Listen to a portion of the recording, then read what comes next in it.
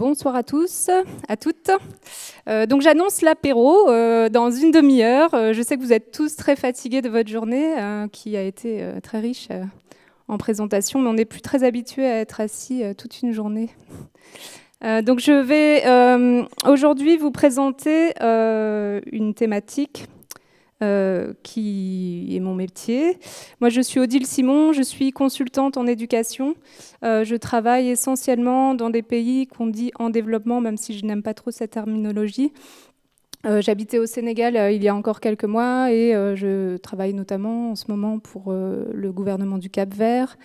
Il y a possibilité de travailler pour le gouvernement du Sri Lanka, ou en tout cas un partenaire qui travaille avec le gouvernement, le ministère de l'Éducation du Sri Lanka, avec le partenariat mondial pour l'éducation aussi qui fait des dons au pays dans le domaine de l'éducation. Donc parler en une demi-heure des données de l'éducation, bien sûr, c'est impossible. Je vais essayer d'être dynamique. Je suis quelqu'un qui parle très vite, donc à mon avis, vous n'allez pas vous endormir. Et il y aura une petite activité aussi avec vos smartphones, donc préparez-les pour diversifier un petit peu. Vous allez participer à la présentation. N'hésitez pas à me dire si je vais trop vite, par contre, ça m'arrive.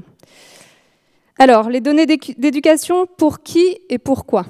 Ici, vous avez l'élève avec tous les acteurs. Alors, il y a des petits acronymes en anglais, mais c'est pour vous montrer qu'en fait, l'éducation, ça concerne tout le monde. On est tous allés à l'école, puis des fois, on est devenus parents. On peut travailler dans le domaine de l'éducation aussi, en étant inspecteur ou en travaillant dans les ministères. On peut faire partie d'associations qui privilégient les actions autour de l'éducation. Et donc, on est tous intéressés par l'éducation. On a tous une vision de ce qu'est une bonne et une mauvaise éducation. Mais quand il s'en vient à discuter des questions de planification et de données, on n'a pas forcément d'idée, ou on ne sait pas comment est-ce que ça fonctionne. Donc c'est ce que je vais essayer de vous montrer d'une façon très brève aujourd'hui, avec des composantes très spécifiques que vous allez retrouver au fil de ma présentation, et des exemples très concrets auxquels j'ai participé, ou alors qui sont visibles sur des sites dédiés, avec des partenaires qui financent l'éducation de par le monde. Donc comme je disais, des données d'éducation pour l'ensemble des acteurs, les élèves, les parents, les enseignants, les directeurs, les maires, la société civile, comme on appelle dans les pays dans lesquels je travaille, mais en fait c'est les associations, les gens qui sont intéressés en tant que citoyens par l'éducation, les pédagogues, les inspecteurs et les planificateurs. Alors moi je travaille essentiellement avec des planificateurs ou des partenaires qui travaillent en lien avec les planificateurs pour être dans le conseil au ministère en charge de l'éducation. Ce n'est pas forcément le ministère de l'Éducation exclusivement, mais il y a aussi les ministères des Finances qui sont le nerf de la guerre. Donc voilà, l'idée c'est de pouvoir développer des outils à partir de données que l'on récolte de différentes façons. Ça peut être des données quantitatives, mais aussi des données qualitatives, et d'essayer de les présenter et de s'adapter au public en fonction de ses capacités technologiques, mais aussi de ses connaissances dans le domaine de l'éducation qui n'est pas donné à tout le monde. Voilà. Donc pourquoi ? Pour rendre des comptes. En tant que citoyen, en tant qu'élève, on veut savoir si l'école nous intéresse. On a le droit de savoir si l'école nous intéresse. Est-ce que ça répond à nos besoins ? Donc il y a la notion de bien-être et bien sûr la demande éducative si on parle d'une façon professionnelle. L'école, est-ce qu'elle produit de la qualité en matière d'apprentissage ? Ça c'est plus quand on est parent, même quand on est élève et motivé. On aimerait bien aller à l'école pour la qualité. Et bien sûr les parents, dans quelle école j'amène mon enfant, pour quel résultat ? Est-ce qu'il y a des diversités en matière d'orientation, ou est-ce que j'emmène mon enfant après cette école ? Est-ce que dans la zone où je l'ai scolarisé, est-ce qu'il y a des diversités en termes d'orientation ? Donc ça, c'est la question plus de l'offre éducative, la question aussi du coût-efficacité que j'investis en tant que parent et en tant qu'élève avec mon temps que je donne à l'éducation. Quel est le lien entre l'apprentissage et l'efficacité de l'enseignement préconisé ? Donc ça, c'est toutes les notions de gestion pédagogique. Quand on est dans une société privée, on gère des projets. Et en éducation, c'est pareil, on gère. Alors il y a de la gestion pédagogique, mais il y a également de la gestion administrative, financière et pédagogique par les directeurs ou les personnes qui sont en charge de rendre compte vraiment des résultats. Donc, comment est-ce qu'on optimise les moyens qui sont mis en œuvre pour produire des résultats? Parce qu'on doit rendre compte de façon échelonnée, c'est-à-dire que quand je suis directeur, je rends compte à l'inspecteur, je rends compte à mon département, et puis ensuite, ces mêmes personnes doivent rendre compte au niveau national. Est-ce qu'il y a de l'adéquation entre la demande et l'offre? Là, on arrive au niveau de la société civile, c'est-à-dire est-ce qu'on est en mesure de documenter les acteurs porte-parole des besoins et aspirations des bénéficiaires des systèmes éducatifs? Est-ce qu'on a les outils pour pouvoir vulgariser l'information et informer la population en fonction de ses besoins et de ses connaissances et de ses capacités à comprendre également les résultats? Quels sont les facteurs qui influent sur les apprentissages et les moyens de rémédiation? On évalue, les enseignants évaluent les élèves à l'aune de leur classe, mais il y a aussi des évaluations plus harmonisées au niveau régional ou national. Comment est-ce qu'on analyse ces données? Quelles sont les données qui en ressortent? Et comment est-ce qu'on utilise les facteurs qui ressortent comme étant utiles pour une éducation, bien sûr, de qualité, et lesquels sont très mauvais pour l'éducation? Ensuite, au niveau national et décisionnel, quel est le bilan de la mise en œuvre de la stratégie? Donc, au niveau national, on a des stratégies éducatives, souvent sur 20 ans, 30 ans, ça dépend des objectifs que c'est assigné à un gouvernement. Ça peut être aussi dans des pays un peu plus difficiles, qui sont en guerre, par exemple. Il y a des plans de transition, c'est sur 3 ans. Les partenaires, eux, ils ont des stratégies plus ou moins à long terme également, en fonction de leurs moyens financiers, hein, parce que l'argent, c'est ça qui fait qu'on peut aller voir de l'avant et s'intégrer dans les politiques éducatives nationales. Donc ici, les gouvernements sont justiciables en dernier lieu de l'avancement des objectifs mondiaux relatifs à l'éducation. Donc moi, je vais plus vous parler d'exemples dans les pays dans lesquels je travaille. Mais dans les pays riches comme dans les pays pauvres, eh bien, ils doivent répondre des engagements, des plans, de la mise en œuvre et des résultats relatifs à l'éducation. Donc c'est tout ça que je vais vous montrer un peu, quels sont les outils qu'on peut utiliser, qu'est-ce qu'on peut développer.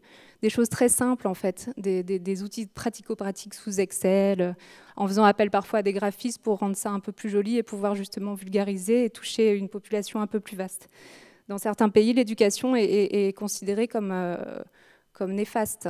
Donc il y a souvent des campagnes de sensibilisation des populations avec des outils très très simplifiés et qui sont adaptés, qui sont traduits également. Et donc voilà, comment est-ce qu'on chope l'information pour savoir à qui parler et comment leur en parler pour que les enfants aillent tous à l'école. Donc les données d'éducation, où, comment et quoi. Donc ça reprend un peu ce que je vous disais tout à l'heure. Donc on va dire qu'il y a 3 niveaux d'accès, si on veut être assez simple. Donc il y a l'école, on connaît tous l'école, on est tous allés à l'école, et puis on emmène nos enfants à l'école aussi. Et puis parfois on est même enseignant ou inspecteur, comme je disais. Ensuite, l'inspection délégation, c'est au niveau décentralisé. Donc ils ont d'autres prérogatives et d'autres devoirs par rapport au système éducatif. Et enfin, on est dans le ministère avec un cycle annuel de planification. Donc tous ces niveaux d'accès ont bien sûr des mécanismes en place, avec des outils, avec des devoirs, avec des données qui existent. Et donc je vais vous montrer un peu d'une façon très globale comment est-ce que ça se présente et quel type d'informations est-ce qu'on peut collecter dans ces différents niveaux. Donc la présentation sera mise en ligne, je crois, sur le site. Donc je ne vais pas m'appesantir sur tous les slides parce que c'est énormément d'informations, mais en fonction de ce qui vous intéresse, vous pourrez y retourner ensuite la tête reposée. Alors, le cycle de planification, il y a 3 niveaux, au niveau local, déconcentré et national. Donc, je répète ce dont je parlais tout à l'heure, école, département et puis ensuite plus ministère. Ici, on est au niveau des 3 niveaux, c'est-à-dire qu'on se retrouve dans le mécanisme de gestion d'une école, mais qui est en lien avec d'autres acteurs qui sont extérieurs à l'école.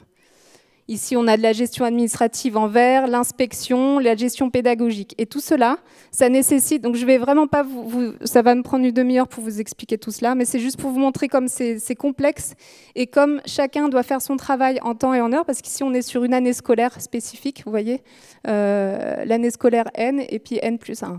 Donc, on est censé produire des documents. Je vais vous donner un exemple. Il y a le projet école.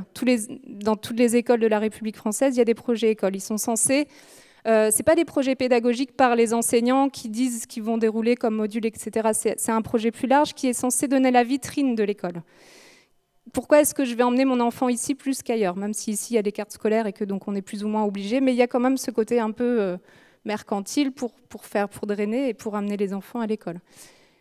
En ce moment, c'est très la mode de tout ce qui est bio, les jardins pédagogiques, etc. Ça, c'est un projet école. Et comment est-ce que j'arrime toutes les activités plus pédagogiques avec ce projet pour arriver à nos fins et pour améliorer les conditions de vie des élèves. Et ces documents sont censés être vraiment documentés avec des indicateurs de performance, etc. Dans le meilleur des mondes. Après, ça ne se fait pas forcément parce que soit les directeurs, soit les enseignants n'ont soit pas le temps, soit ils ont des automatismes qui font qu'ils ne vont pas décliner cela en termes de documents et d'indicateurs. Mais voilà, dans le meilleur des mondes d'un planificateur, il faudrait que tout ça soit documenté et que chaque projet, chaque étape soit en lien avec les autres pour remonter l'information. Ce qui fait qu'on peut avoir des fiches écoles avec des informations sur les qualités et les défauts de l'école, entre guillemets. Des défauts peuvent être des qualités, etc. Et de pouvoir faire ressortir les problématiques et les priorités que l'on s'assigne au fil d'une année. Donc l'élève est au sein de cela, mais il y a les parents, il y a les inspecteurs, les enseignants qui sont avec des projets pédagogiques. Il y a bien sûr le système de gestion scolaire donc, qui a été réfléchi au niveau plus central. Donc ceci, c'est très complexe. C'est pour cela qu'il faut simplifier et s'adresser aux différents acteurs pour qu'ils puissent être en mesure de rendre compte selon ce qu'ils sont censés rendre compte, en fait. Parce que souvent, on se rend compte que les acteurs, moi je travaille plus spécifiquement avec des directions de planification. Donc il y a le directeur qui lui a un peu un rôle politique, mais après il y a les statisticiens, il y a des agences des données scolaires ou des données démographiques, etc. Au niveau des finances, c'est pareil. En fait, on ne sait plus trop qui doit faire quoi, etc. Donc on est pris par nos petits trucs du quotidien et puis finalement on se retrouve dans un embryo mini et on ne réussit pas à avoir l'information qu'il faut. Ici, je vous montre simplement comment se présente un cycle de planification au niveau national. On était au niveau d'une école, avec l'ensemble des acteurs qui interviennent. Ici, on est... Alors, je suis désolée, c'est en anglais, je n'ai pas eu le temps de le traduire. Mais en gros, voilà, vous connaissez tous ce cycle de planification qui est très en vogue dans le domaine du privé, mais en fait, on l'utilise un peu partout. C'est logique, c'est-à-dire que ça suit une année scolaire, ici par exemple. Donc le ESA, c'est le plan sectoriel en éducation. Non, c'est l'analyse sectorielle en éducation. C'est-à-dire qu'on prend toutes les données qui existent sur le pays, les contextes démographiques, les contextes culturels, et on essaye d'analyser pour savoir quelles sont les embûches en termes d'éducation, quelles sont les prévisions au niveau des populations et comment est-ce qu'on doit faire en termes d'accès, de qualité et de gouvernance. Ça, c'est les 3 axes sur lesquels je vais revenir à tout bout de champ jusqu'à la fin de la présentation pour structurer un petit peu la réflexion et pour vous illustrer un peu tout cela. Donc une fois qu'on a fait une analyse sectorielle, on a un plan sectoriel, donc Education Sector Plan, c'est le plan sectoriel en éducation qui est élaboré, comme je vous disais, pour 10 ans parfois, dans les objectifs du millénaire, dans des pays où la gestion est bien huilée, ça peut être sur 20-30 ans, avec un objectif sur comment nos enfants doivent être dans le bien-être, qu'est-ce qu'ils doivent apprendre, quel type de culture on doit plus développer. S'il y a un problème en culture mathématique, on va s'appesantir sur ces questions-là. Donc voilà, l'analyse permet de développer ensuite des stratégies. Et là, quand vous voyez tout ce qui est en mauve, ici c'était pour un partenaire particulier qui s'appelle l'UNICEF, et de pouvoir essayer de voir comment on pouvait intégrer leur propre cycle de planification dans le cycle de planification national. Les partenaires sont censés venir appuyer les pays et pas imposer leur façon de faire, dans le meilleur des mondes. Dans la réalité, ce n'est pas le cas. Donc l'idée, c'est de pouvoir justement essayer d'harmoniser au maximum pour que chaque priorité des uns et des autres puisse être remplie, mais que l'on aille quand même dans le sens des intérêts de l'individu lambda d'un pays dans lequel on intervient. Donc il y a le plan sectoriel. En plus, après, il y a plein d'outils techniques qui vont servir. Et moi, c'est là-dessus que je travaille en général avec les pays. Donc il y a le plan d'action budgétaire. Donc on décline sur la politique éducative. Souvent, il y a 500 activités qui sont prévues sur l'année, et puis on décline qui doit faire quoi, quelles sont les responsabilités, combien ça coûte, quand est-ce qu'on met en œuvre, quand est-ce qu'on rend compte, etc. Donc c'est des grandes matrices comme ça qui permettent après aux planificateurs et aux personnes qui sont en charge de suivre la politique de savoir où on en est et de voir là où ça bloque. Donc c'est pareil, les gens n'aiment pas qu'on pointe le doigt pour dire t'as mal fait, ou c'est toujours pris pour un peu la sanction, alors que l'idée c'est de fluidifier au maximum et que l'on puisse travailler sur les besoins en capacité des uns et des autres, ou de laisser plus de temps pour certains pour faire la tâche qu'ils sont censés mener. Ensuite, il y a tout ce qui est suivi-évaluation. C'est là où on aura les données, c'est-à-dire qu'on va récupérer les données, on va les analyser. Il y a tout un cycle, du coup, MNE, c'est Monitoring and Evaluation, donc c'est ce cycle-là qui est au fil de l'année. Souvent, il y a des réunions qui se font au niveau national. Je ne sais même pas si en France, il y a un système comme ça, mais en tout cas, l'ensemble des partenaires en éducation se retrouvent autour d'une table. L'idéal, c'est que ce soit aussi au niveau décentralisé dans les régions, parce que la région de Nantes n'a pas les mêmes problématiques que la région Rhône-Alpes. Voilà. Donc du coup, l'idée, c'est que tous les partenaires qui sont inclus dans le système se réunissent une fois par an avec les données qui ont été traitées. Donc il y a un rapport technique financier, et que ensuite on puisse réfléchir sur est-ce qu'on a bien mis en œuvre ce qui avait été prévu. Sinon, comment est-ce qu'on réajuste? Et puis si on a vu d'autres problématiques qui ressortent, comment est-ce qu'on peut les intégrer dans ce programme pour pouvoir améliorer les choses, toujours dans cet objectif d'une qualité et du bien-être des enfants. Ça va pour l'instant? Le rythme? Ouais. Alors, voilà, ici, je vais passer. En fait, c'est vraiment par rapport aux partenaires. Donc ici, c'est des documents Word. Hein, ils sont hyper longs. Moi, parfois, je les lis même pas. Je prends directement la matrice Excel pour regarder toutes les activités. Maintenant, j'ai un automatisme. Mais clairement, ça peut faire 400 pages. C'est détaillé. Il y a tous les résultats des analyses, etc. On s'y perd. Donc l'idée, c'est de justement vulgariser au maximum pour que chacun puisse s'y prendre, puisque sinon, ça peut prendre une semaine déjà de lire. Et donc, on se dit, bon, je laisse tomber, on le pose sur la table. Et l'ensemble des acteurs qui sont censés rendre compte au sein de leur pays, je comprends qu'ils ont de la peine à pouvoir aussi travailler sur ces documents. Donc normalement, c'est en lien avec les programmes du gouvernement. Ici, c'est le système au niveau du Cap-Vert. C'est écrit en portugais. Et si on voit tous les différents partenaires qui interviennent, ici les icônes, c'est ici par exemple ABC, c'est le préscolaire. Ici, c'est des activités en lien avec des enfants avec des besoins spécifiques. Ici, c'est sur la gestion. Comment est-ce qu'on peut améliorer la gestion au niveau décentralisé et central? Et là, c'est sur les apprentissages. Comment améliorer le système d'apprentissage déjà, d'évaluation des apprentissages pour améliorer les apprentissages des élèves. Donc il y a 3 composantes phares du plan sectoriel. Ici, c'est un extrait comment est-ce qu'on appelle ça, de la première page d'un plan sectoriel. Donc vous voyez, là, on est au milieu, on n'est que à 56 pages. Et celui-ci, il est court encore. Donc ça commence à être un outil déjà d'interprétation politique, c'est-à-dire qu'on est sur un cadre de mesure des résultats. C'est au Sénégal. Hein. J'avais travaillé au Sénégal avant l'été, là. Pour voir un peu quels sont, par rapport à cet énorme plan sectoriel, les différents objectifs et les indicateurs qui sont associés à ces objectifs. Donc il y a la qualité, vous voyez, l'accès et la gouvernance, avec des résultats immédiats et des extrants. Les extrants, c'est les indicateurs. Donc je ne vais pas tous vous les décliner. Donc il me reste 10 minutes, c'est ça? Donc on va aller vite. Ici, je vais vous inviter à prendre vos téléphones portables. On va faire des petits exercices pratiques. Donc vous allez sur le site menti.com. C'est très simple d'utilisation. C'est un logiciel c'est participatif. En fait, on va voir l'évolution des réponses en temps et en heure. Et vous tapez le code 390096.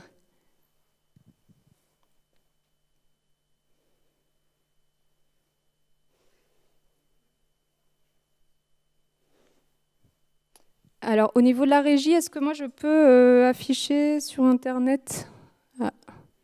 Ouais. C'est le 390096. J'ai besoin d'utiliser Internet, en fait, sur la... j'y suis, là.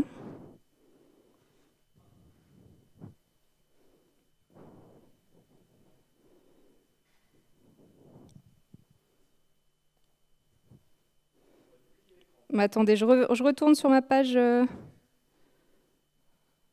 C'est bizarre. Il faut peut-être que je fasse une pause.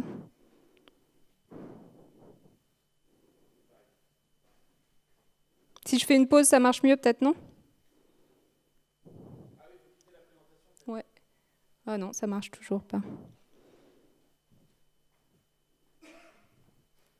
Bon, écoutez, c'est pas grave, on va continuer en attendant de voir.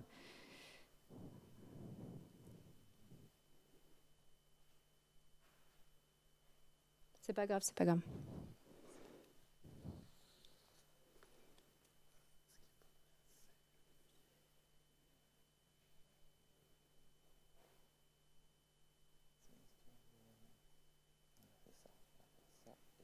Ah, d'accord. Super, merci. Bah, je vais faire... Ok. Bon, bah voilà, vous avez déjà compris. Vous êtes trop fort. Donc ça, c'est pour s'entraîner. C'est pas des données d'éducation, ça. Hein.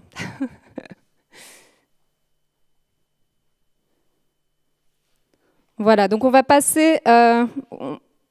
C'est bon, tout le monde a répondu, plus ou moins? Vous pouvez après réagir.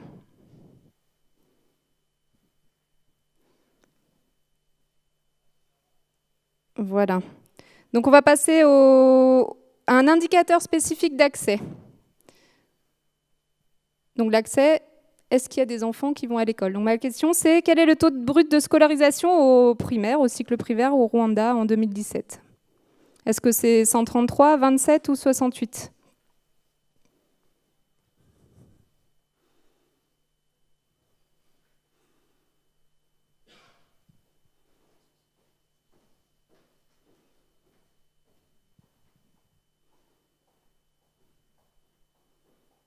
Un petit indice, en France, on est sur des taux à 105, 106 ces années. Donc c'est des taux plus haut que 100%. Hein. C'est des taux bruts. Donc juste pour vous expliquer, un indicateur en éducation, c'est le taux de scolarisation. Soit il est brut, soit il est net. Quand il est brut, ça prend l'ensemble des élèves qui sont dans un niveau sur l'ensemble des élèves qui sont censés être ce niveau. Le taux net, lui, c'est le nombre d'enfants qui sont du niveau avec l'âge préconisé sur l'ensemble de ces élèves-là. Qui est-ce qui met des cœurs? Merci Guillaume. Donc voilà, pour vous montrer qu'un taux brut de scolarisation montre qu'il y a beaucoup d'enfants surâgés. C'est-à-dire qu'il y a des enfants qui sont là mais qui ne devraient pas être là. Au Libéria, par exemple, on est sur un taux brut de scolarisation de 96%. Par contre, le taux net, il est à 36%. Donc on a vraiment des grosses différences et là ça permet de voir un peu comment est-ce que c'est lissé au niveau des années, parce qu'on sait très bien que des enfants qui ont 15 ans ne peuvent pas rester avec des enfants qui ont 6 ans et ça existe au Libéria. Moi j'en ai vu des classes énormes au préscolaire avec des enfants de tous âges qui n'ont rien à faire les uns avec les autres. Donc voilà, ça c'est des indicateurs pour les décideurs. Donc là on a plein de joueurs avec des super icônes. Je crois que vous devez taper votre nom. Tout le monde s'est inscrit ? Ok, donc là, c'est des questions de qualité. Donc vous avez 30 secondes. En 2015, quel est le pourcentage d'enfants de 15 ans en France en dessous du seuil minimal de culture mathématique? Ils y sont allés avec des pincettes sur les terminologies. Hein. Ce n'est pas qui sont les enfants qui n'ont aucune compétence en mathématiques, mais c'est en dessous du seuil minimal de culture mathématique. Ça veut dire qu'ils n'ont pas l'aptitude à pouvoir se débrouiller dans des situations de la vie courante. C'est issu des résultats d'une étude de PISA qui se fait dans beaucoup de pays avec les enfants de 15 ans et qui permet de suivre au fil des années, c'est tous les 3-4 ans je crois, et qui permet de voir un peu le niveau en français et en mathématiques. Donc on a, voilà, la réponse correcte, c'était 23,5. Donc il y a des gagnants dans l'histoire, c'est la personne qui a mis 20 et 25, j'ai élargi un peu pour laisser un peu plus de chance. Donc ça veut dire qu'il y a un enfant en France, en 2017 sur 4, qui n'a pas ses compétences de base pour, je sais pas quels sont les critères exactement, mais pour aller par exemple acheter du pain à la boulangerie, pour pouvoir rendre la monnaie, des choses comme ça.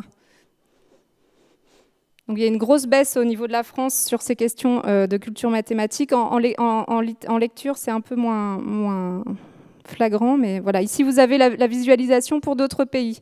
En gris, c'est le taux d'enfants qui ont les compétences minimales. En gris foncé et en gris clair, en mathématiques, et en gris clair, c'est en lecture. Donc vous avez l'Albanie en haut avec des forts taux de compétences et le Mali en bas avec des difficultés dans les deux matières, en tout cas dans les deux. Merci.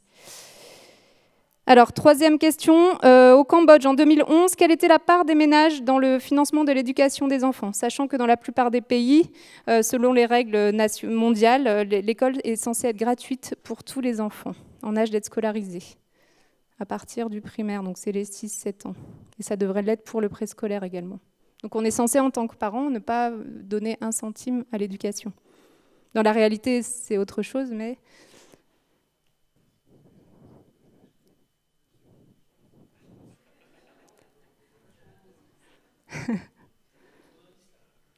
Ah.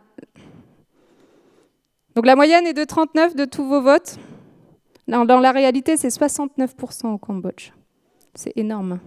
C'est-à-dire que le gouvernement donne 31% et les familles se saignent pour emmener les enfants à l'école. Donc même si on a vraiment une priorité dans les dépenses de ménage en éducation, ceux qui n'ont pas les moyens, ils ne peuvent pas emmener leurs enfants à l'école tout simplement. Ou alors ils font un choix sur l'un des enfants. Dans certains pays, c'est plus les filles. Dans d'autres pays, c'est plus les garçons. Ou alors on décide qu'à arriver à un certain âge, tu vas arrêter de faire l'école parce que il n'y a pas de résultat, de plus-value par rapport à nous, nos priorisations au niveau des dépenses, quoi. Voilà, donc ça c'était un petit... Je vais essayer de revenir rapidement parce qu'il me reste 5 minutes, je crois. Donc c'est vraiment très bref, je vous invite, vous pourrez me recontacter si vous avez besoin de plus d'informations et puis de parcourir la présentation ensuite.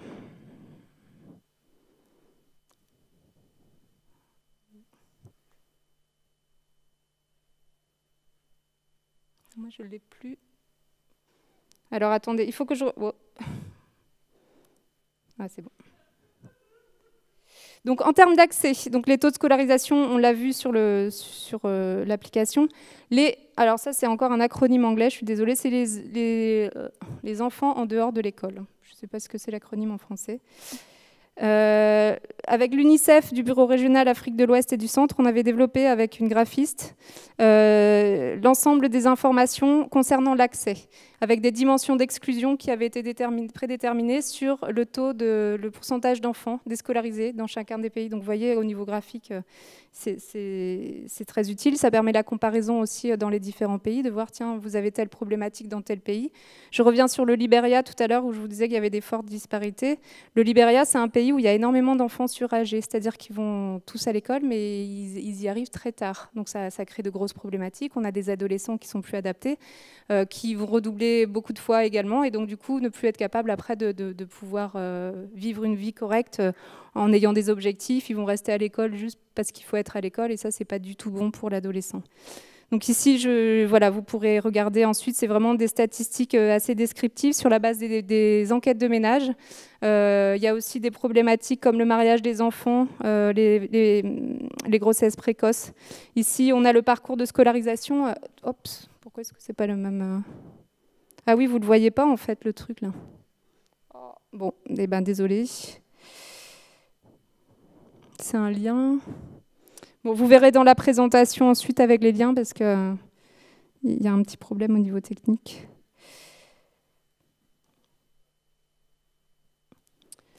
Bon.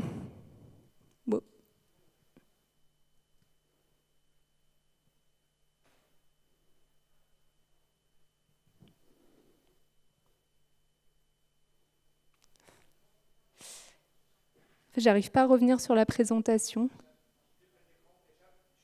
Comment? Ouais. Ok. Donc d'autres indicateurs de référence en matière d'accès, le nombre moyen d'années d'éducation. Est-ce que mon enfant il a fait 6 ans, 12 ans, 13 ans d'éducation? La moyenne en Afrique subsaharienne, c'est 5,6 je crois. Donc ils vont jusqu'au CM1, quoi. Puis après, c'est fini. Donc il y a des taux d'achèvement assez déplorables dans beaucoup de pays. La moyenne en Afrique subsaharienne, je crois que c'est 50% des élèves ne vont pas jusqu'à la fin du primaire. Donc un enfant sur 2 ne va pas jusqu'à la fin du primaire.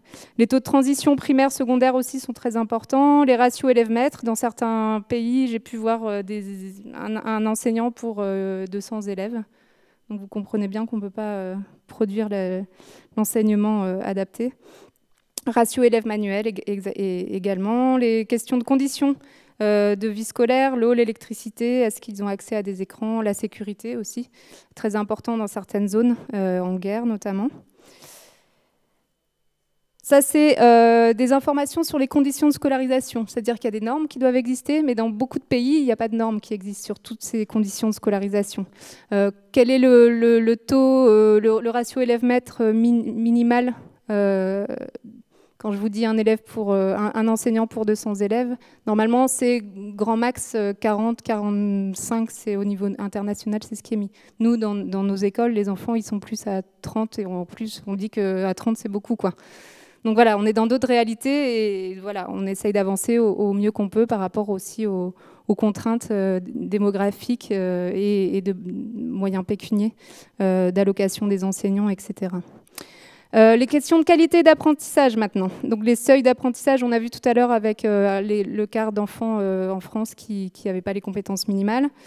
D'autres indicateurs de référence, ça peut être l'utilisation des ressources, j'en parlais, l'allocation des enseignants formés, parce que si tu alloues un enseignant qui n'est pas formé, ce n'est pas forcément plus bénéfique que s'il n'a rien à inculquer aux élèves ou s'il le fait d'une façon mauvaise ou pas adaptée.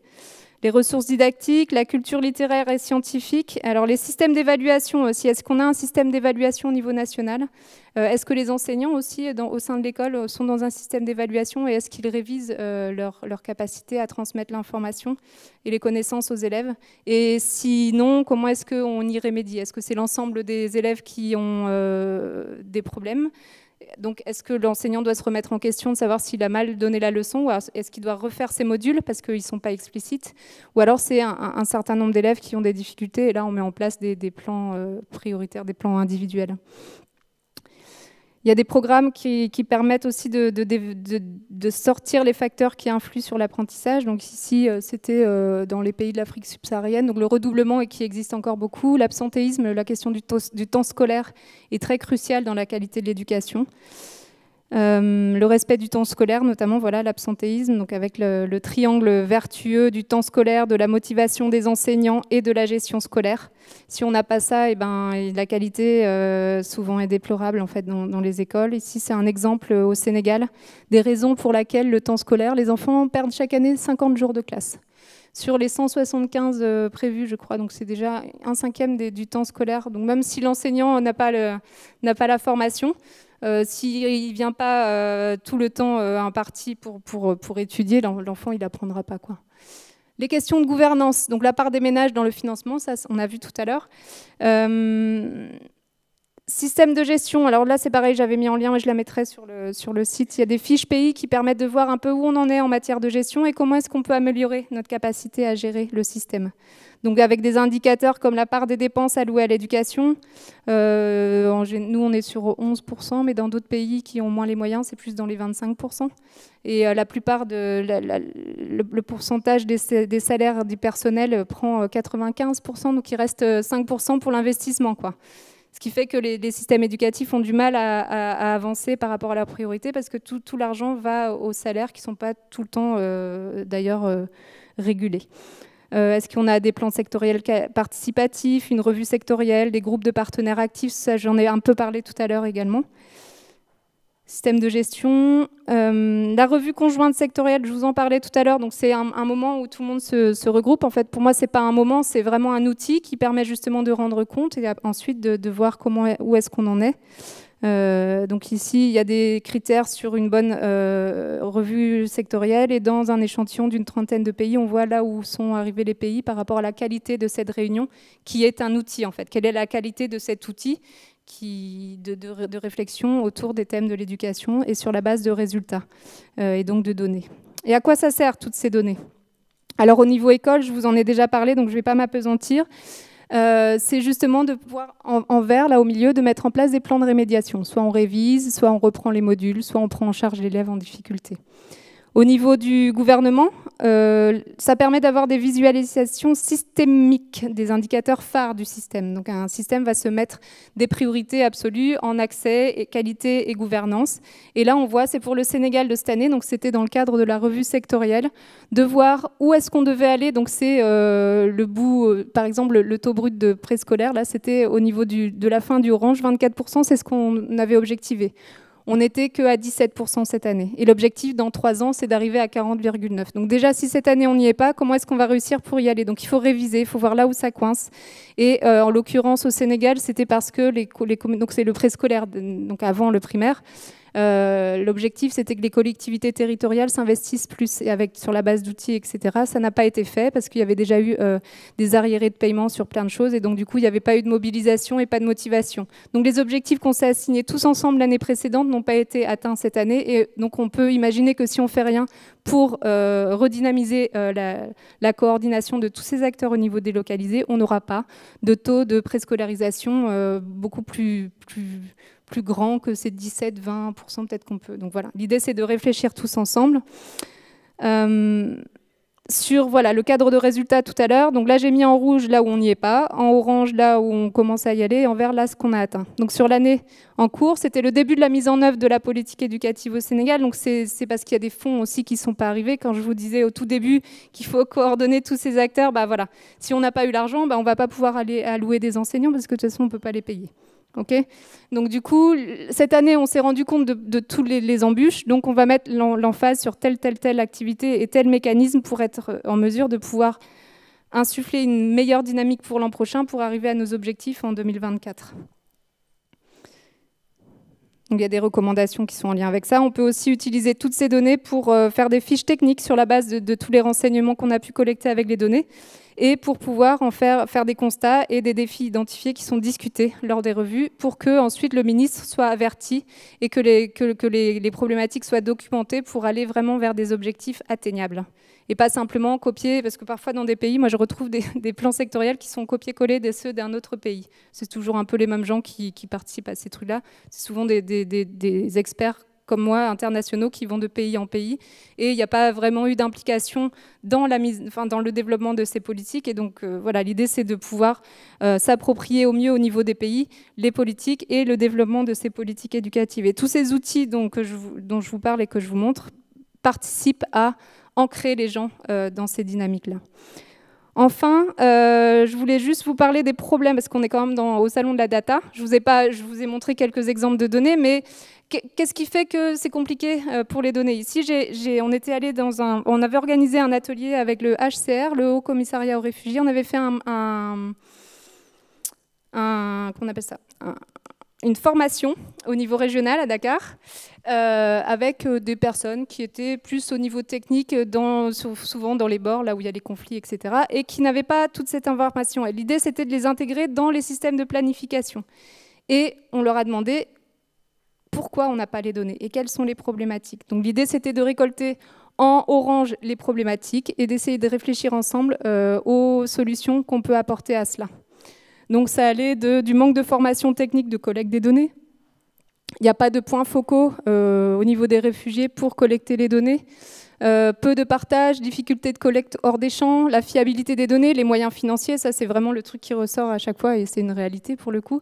Mais on peut trouver des solutions pratiques, très simples, qui permettent de remonter l'information et d'intégrer aussi les gens dans les dynamiques pour être en mesure de pouvoir après bénéficier de tout ce travail, parce qu'on sait tous ici dans cette salle comme c'est difficile d'aller collecter de l'information, notamment au niveau qualitatif.